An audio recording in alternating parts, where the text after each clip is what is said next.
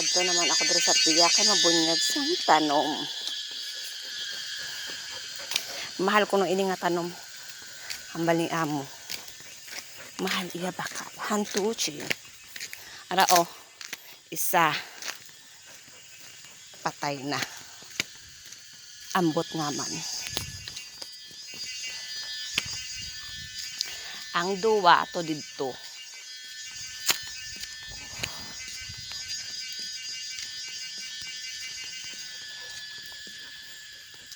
Damo man na di pa malay kaso lang malayo-layo. Hindi pwede lakton. Pero at least may panimalay. Pero dito sa ubos. Dire dabe pinana ini katok-tok. Sa aragid sila sa mataas gid nagbalay-balay. Ara oh. Oh, mga ti. Ini kuno nga bukid, ang panawag sini, Cha Mountain. Kay puro ti ang nakapalibot. Ari pang isa ka,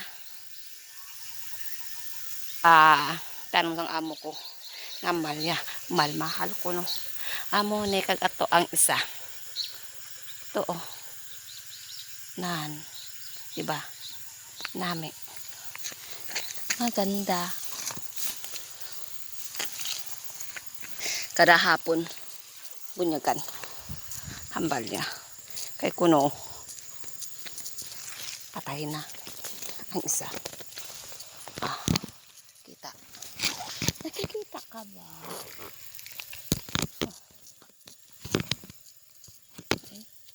Di na ay nawala.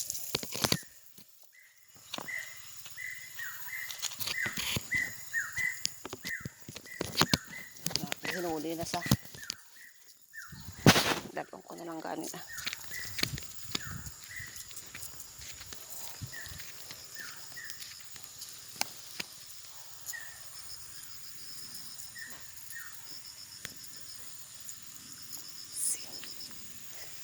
ang palibot amo na ang imo makita pagbukas pa lang sang ilapertahan amo na imo makita ho ng kabukida na. Pero ibang lugar na inailan dere naman Taipei, Tingling.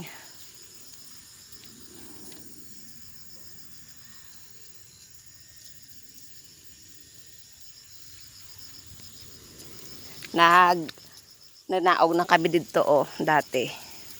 Namasyal.